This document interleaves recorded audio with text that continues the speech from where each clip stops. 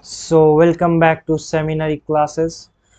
तो आज के वीडियो में हम लोग जो है एक बैलेंसिंग का क्वेश्चन देखेंगे। तो नॉर्मली आप लोगों ने जो बैलेंसिंग किया होगा वो आप लोगों ने हिट एंड ट्रायल मेथड से किया होगा, जिसमें हम लोग सूटेबल होल नंबर जो है ये कोफिशिएंट में मल्टीप्लाई करते हैं इस तरह से। लेकिन आज हम लोग जो है एक नए तरह से इसको सॉल्व करेंगे। इसको इस तरह के क्वेश्चन को जो है, यानी कभी कभी ऐसा होता है कि बैलेंसिंग करना है बाय इंस्पेक्शन मेथड यानी हिट एंड ट्रायल मेथड से काफ़ी मुश्किल होता है। तो हम लोग जो एक नए मेथड को देखेंगे जिससे हम लोग वेरिएबल को मान के सॉल्व करेंगे। तो चलिए वीडियो को शुरू करते हैं। तो क्या किया जाएगा, इसमें हम लोग एक वेरिएबल मानेंगे, यानी ये जो कोफिशिएंट देख रहे हैं स्टोइचोमेट्रिक कोफिशिएंट, यहाँ पे हमको एक सूटेबल वेरिएबल मान लेना है। जैसे यहाँ पे x मान लिया, इधर y मान लिया, इधर z मान लिया, इसको a मान लेते हैं और इसको b मान लेते हैं। और हम लोग बैलेंसिंग का कंसेप्ट लगा के सभी वेरिएबल का वैल्यू निकालेंगे और इसमें पुट करेंगे और बैलेंस कर लेंगे। तो चलिए देखते हैं। तो हम लोग जैसा कि हम लोग जानते हैं कि बैलेंसिंग का कंसेप्ट क्या बोलता है, यानी बैलेंस हम लोग क्यों करते हैं, law of conservation of mass को वैलिडेट करने के लिए। तो दोनों तरफ नंबर ऑफ एटम क्या होना चाहिए, सभी एलिमेंट के बराबर होना चाहिए। अगर जितना लेफ्ट साइड में फास्फोरस एटम है उतना ही राइट साइड में फास्फोरस होना चाहिए। जितना हाइड्रोजन है उतना ही राइट साइड में हाइड्रोजन भी होना चाहिए। जितना नाइट्रोजन है उतना ही राइट साइड में नाइट्रोजन भी होना चाहिए। सिमिलरली ऑक्सीजन भी दोनों तरफ क्या होना चाहिए, बराबर। तो इसी कंसेप्ट को देखते हुए हम लोग क्या करेंगे, हम लोग फास्फोरस के लिए लिखेंगे फॉर फास्फोरस। तो फास्फोरस का अगर बात करेंगे तो दोनों तरफ लेफ्ट साइड और right side number of atom क्या होना चाहिए, बराबर होना चाहिए। तो लेफ्ट साइड अगर हम देखेंगे तो क्या होगा, 4 × x यानी 4x हो जाएगा। और अगर राइट साइड देखेंगे तो क्या होगा, बराबर होगा किसके, राइट साइड के। राइट साइड क्या है, 1 × z यानी z फास्फोरस है। तो ये आपका एक इक्वेशन आ गया फास्फोरस के लिए। सिमिलरली हम लोग निकालेंगे बाकियों के लिए, यानी अगर हाइड्रोजन का बात करें हाइड्रोजन के लिए, तो फॉर हाइड्रोजन अगर हाइड्रोजन का बात करेंगे तो हाइड्रोजन के हम लोग देखेंगे लेफ्ट साइड कितना हाइड्रोजन है, वाई हाइड्रोजन है, यानी y × 1 वाई हो जाएगा। और अगर राइट साइड देखेंगे तो 3 × z 3z हाइड्रोजन है, और 2 × b 2b हाइड्रोजन, यानी 3z + 2b हो जाएगा। राइट साइड हाइड्रोजन कितना हो जाएगा, 3z + 2b हाइड्रोजन। तो this is the number of hydrogen. और अगर हम देखेंगे नाइट्रोजन के लिए तो लेफ्ट साइड नाइट्रोजन कितना है, y × 1 y हो जाएगा, यानी nitrogen. Nitrogen nitrogen left side कितना है, y है। उसी तरह अगर राइट साइड नाइट्रोजन देखेंगे तो कितना है, a है। तो यानी y बराबर एक इक्वेशन आ गया नाइट्रोजन के लिए।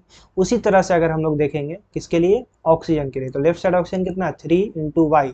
तो अगर ऑक्सीजन का बात करेंगे ऑक्सीजन, तो क्या हो जाएगा, left side 3y। Right side भी उतना ही आना चाहिए।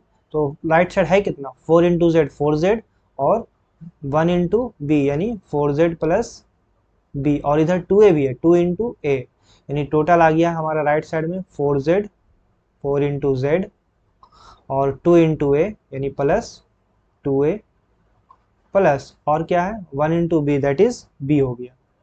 तो इस तरह से हम लोगों ने इक्वेशन निकाल लिया। और सभी को अब क्या करना है, सभी इक्वेशन को एक वेरिएबल के टर्म में जो हम लोग को लिख लेना है, थोड़ा मैथमेटिकल सॉल्यूशन करना है। तो अगर हम यहाँ देखेंगे z तो x के फॉर्म में आ गया है, 4x के फॉर्म में। हम क्या करेंगे, x यहाँ पे है, y को भी x के फॉर्म में ले आएंगे, z को भी x के फॉर्म में, a को भी x के फॉर्म में और b को भी x के फॉर्म में। तो z तो x के फॉर्म में आया हुआ 4x, तो y को भी इसी तरह x के फॉर्म में ले आना है, और a को भी और b को भी। तो चलिए सॉल्व करते हैं। तो यहाँ पे हम लोग देखेंगे z का वैल्यू क्या आया, 4x आया है। z का वैल्यू क्या आया है, 4x। तो यहाँ z का वैल्यू हम लोग जो है इसमें पुट करेंगे, ठीक है। तो बारी बारी से सबको चलिए सॉल्व करते हैं आराम आराम से। तो z का वैल्यू 4x आया है, तो पहले हम लोग इसमें पुट करेंगे z का वैल्यू 4x। तो चलिए सॉल्व करते हैं इसको। तो y बराबर क्या होगा, 3 × z का वैल्यू क्या आया, z बराबर 4x। तो इसमें पुट करेंगे 4x + b, तो क्या हो जाएगा 12x + b। ये आ गया y का वैल्यू, y बराबर, ठीक है। यहाँ तक कोई दिक्कत, कोई दिक्कत नहीं। उसी तरह से यहाँ पर भी पुट करेंगे, a का वैल्यू y दिया हुआ है, यहाँ a के यहाँ पे y रख देंगे, और z का वैल्यू फिर से आया यहाँ पे 4x, तो यहाँ पे 4x पुट करेंगे। चलिए इसमें भी पुट करते हैं। तो 3y बराबर क्या हो जाएगा, 4 × z का वैल्यू हो गया 4x प्लस a का वैल्यू क्या है, y के बराबर है, तो a बराबर y हो गया 2y + b। तो यहाँ से क्या हो जाएगा, 2y इधर जाएगा तो क्या होगा, 3y - 2y बराबर 4 4 का क्या हो जाएगा, 16x + b। तो ये आ गया y बराबर 16x + b। तो यहाँ से आप देखेंगे दो इक्वेशन आए, एक इक्वेशन इसको मान लेते हैं 1 और इसको मान लेते हैं 2। तो अगर दो इक्वेशन को देखेंगे तो लेफ्ट साइड दोनों तरफ क्या है, y है। तो राइट साइड जो है 16x + b और 12x + b दोनों बराबर होगा, क्योंकि LHS दोनों तरफ बराबर है, LHS देख सकते हैं बराबर है। दोनों का अगर बराबर करेंगे तो क्या आएगा, 16x + b बराबर 12x प्लस बी, ये इक्वेशन 1 और 2 से हो गया। तो यहाँ अगर हम लोग देखेंगे, यहाँ तक कोई प्रॉब्लम नहीं। चलिए आगे बढ़ते हैं। तो यहाँ पर अगर हम लोग देखेंगे तो क्या होगा,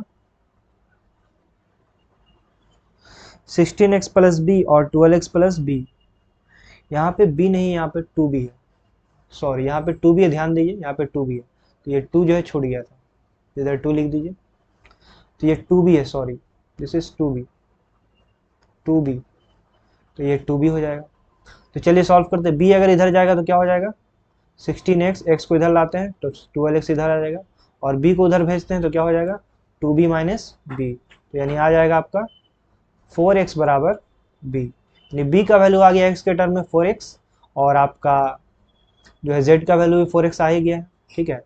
अब हमको y का वैल्यू निकालना है, तो b का बराबर कितना आया 4x, तो b का वैल्यू जो ये 4x है इसमें पुट कर देना, किसमें, इसमें, तो y बराबर कितना आ जाएगा बताइए, y बराबर हो जाएगा आपका 16x प्लस 4x, तो आ जाएगा 20x, y बराबर 20x आया, और हम लोग जान रहे a और y दोनों आपस में बराबर है, तो हम लोग लिख सकते हैं a का वैल्यू भी क्या आएगा, a बराबर भी 20x आ जाएगा।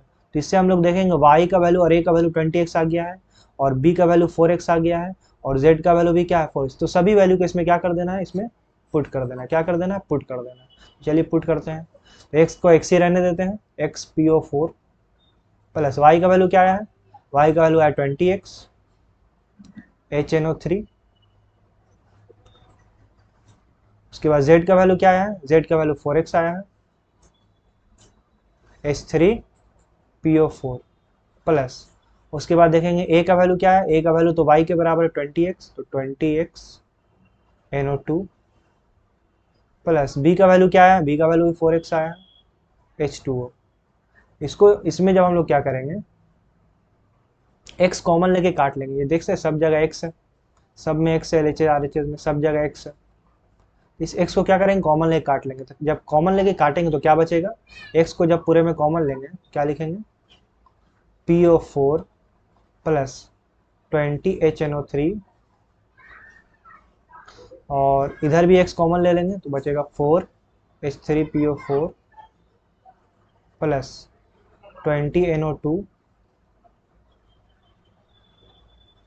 प्लस 4 H2O, और x क्या कर लेते हैं कॉमन, x को इधर कॉमन ले लें, तो x क्या हो जाएगा, x कट जाएगा इधर, यानी आप देख सकते हैं आपका इक्वेशन बैलेंस हो गया है, PO4 plus 20 HNO3 is equal to arrow 4 H3PO4 20 NO2 और 4 H2O।